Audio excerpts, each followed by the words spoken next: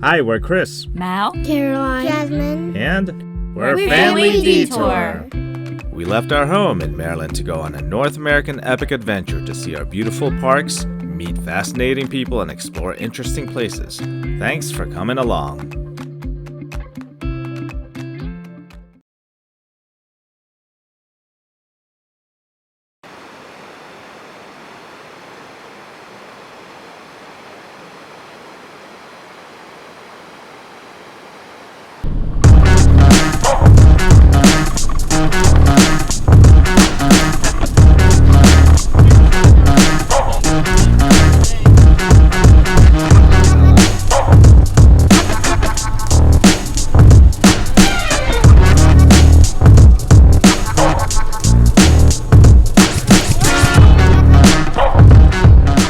Even after visiting the Bonneville Dam and Hatchery, we still had time in the day for a 2.5-mile out and back hike to a waterfall.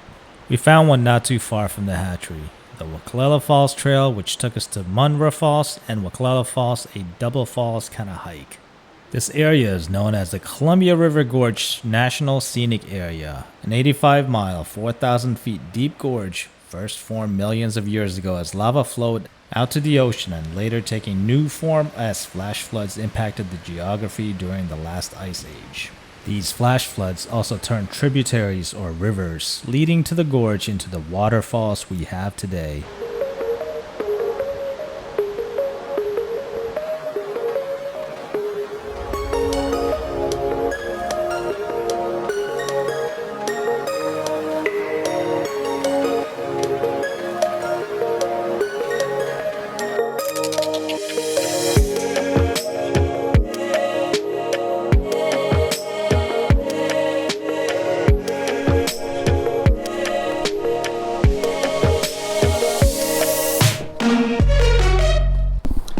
Visiting Mao's colleague. She lives in a houseboat.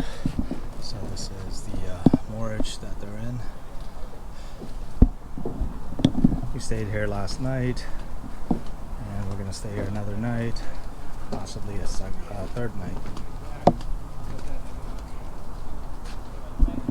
Is that if you squish them so they're kind of flat on one side, then they sit better on top of the chocolate. You gotta put them on the chocolate.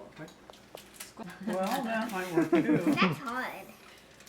No, I don't get that one. I get this one. Oh, really? Or Okay.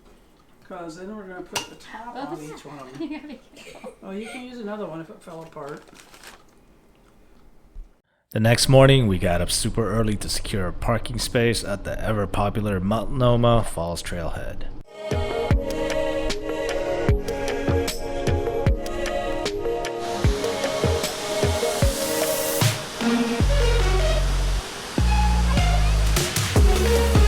Multnomah Falls, which has 3 separate drops, the upper falls, the main falls, and the lower falls for a total of 635 feet, is without a doubt Oregon's most recognizable waterfall and arguably its most awe-inspiring. It is the poster falls for the Columbia River Gorge, and you've probably seen it on posters, postcards, and of course Instagram. Now with that said, due to its popularity, the paved trail to the bridge and the top of the waterfall involves threading through large crowds. Therefore, come before 9 a.m. for a lighter crowd and to secure a parking spot.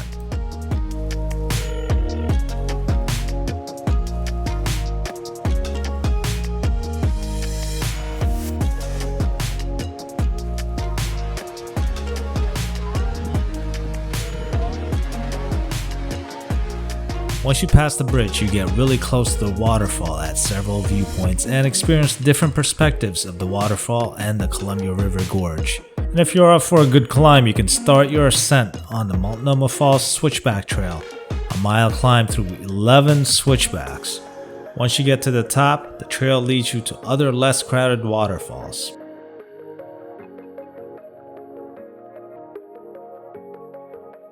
Yours cold? Yeah, mine is cold. We're at Switchback 4 of 11. This is what the switchbacks look like. And there are 11 of them. Quick water break for everyone? Yep. Cheers. How you feeling, Caroline? Fine. What switchback are we at? 5. We have 6 more to go. 6 more to go. Almost halfway done. Yeah. Yay.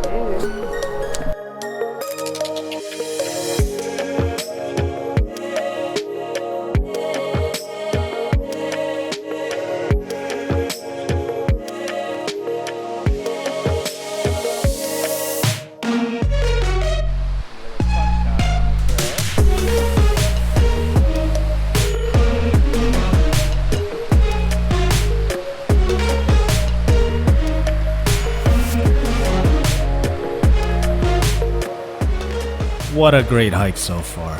After being blessed with a gorgeous multi-tiered waterfall and the tallest waterfall in Oregon, along with the views of the Columbia River Gorge as you climb up through the switchbacks, then you're blessed again with the sound of the water as the trail hugs the Multnomah Creek as you head upriver.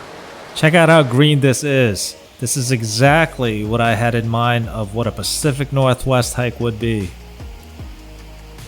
Now let's go check out some more waterfalls.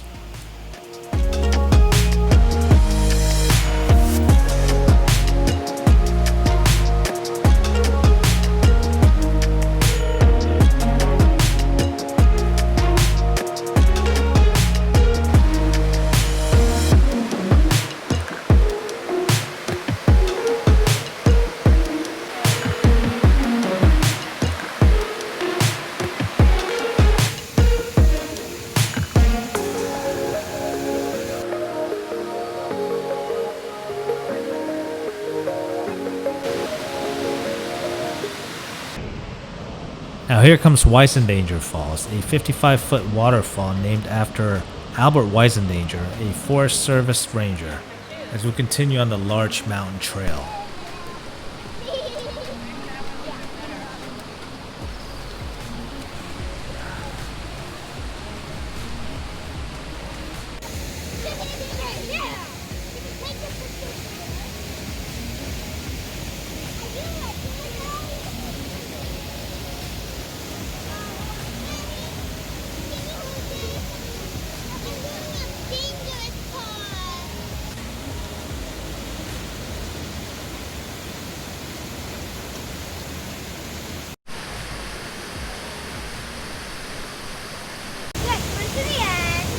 Over there? Yeah. My backpack. Why don't you throw your backpack over here first?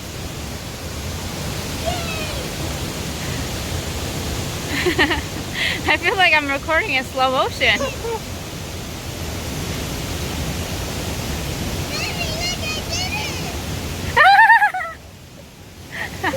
You almost fell. And we crossed right here.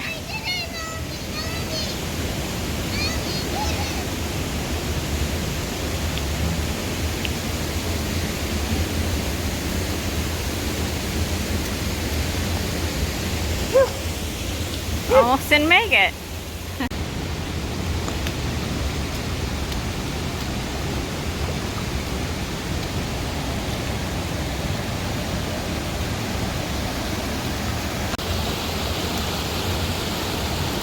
As I slip.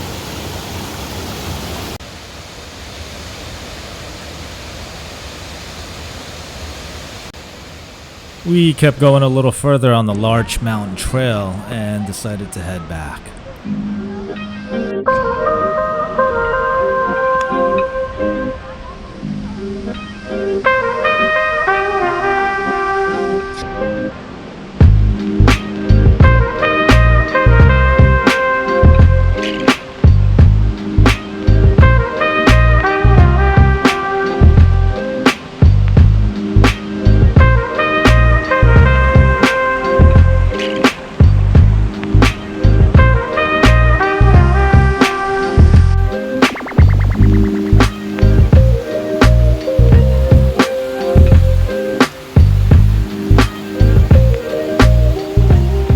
Less than an hour's drive from the gorge is the sprawling city of Portland, Oregon, also known as City of Roses, Bridgetown, Portlandia, and Beervana. Originally known as Stumpton and the Clearing, the site of cleared trees to allow for its development, Portland was named after Portland, Maine, and was established in 1891 as a northwestern seaport.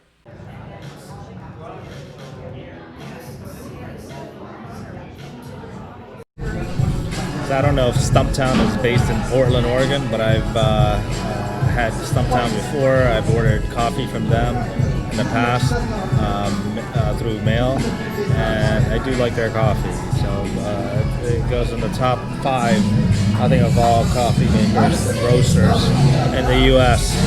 Intelligentsia being one of them, Stumptown being the other.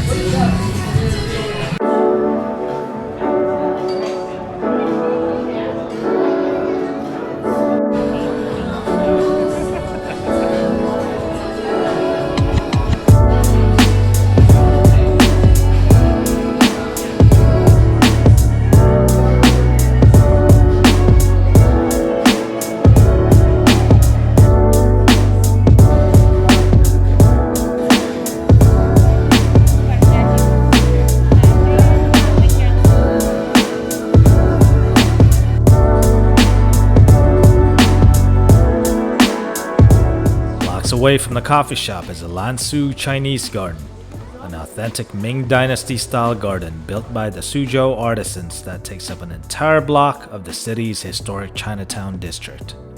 What makes this place special is that once you step through the gates, you are immediately immersed in a peaceful Chinese oasis.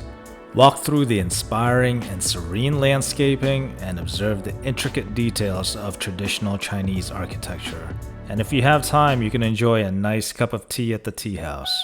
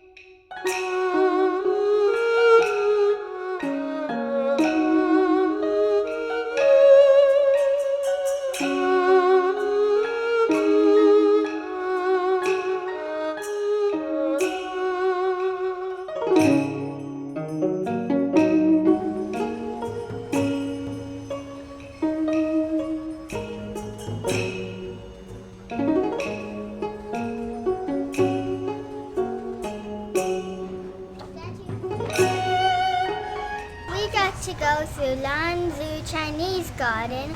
Me and Caroline did a scavenger hunt, but we didn't finish the book. We saw lots of cool things, the tea house, and they have a bridge with the koi fish. You can see all the koi fish in it, and I really liked that. So now we're going back to the car that we rented and maybe going to their gift shop. Bye! Well, we're here in Portland, Oregon, and we stopped by the Lansu Gardens, which is downtown. I want to say it's in Chinatown or thereabouts. Spent about a couple of hours here just walking through the beautiful gardens. It's within a city block, but they've done a lot with it. And so there are pagodas and things like that around. We really enjoyed it.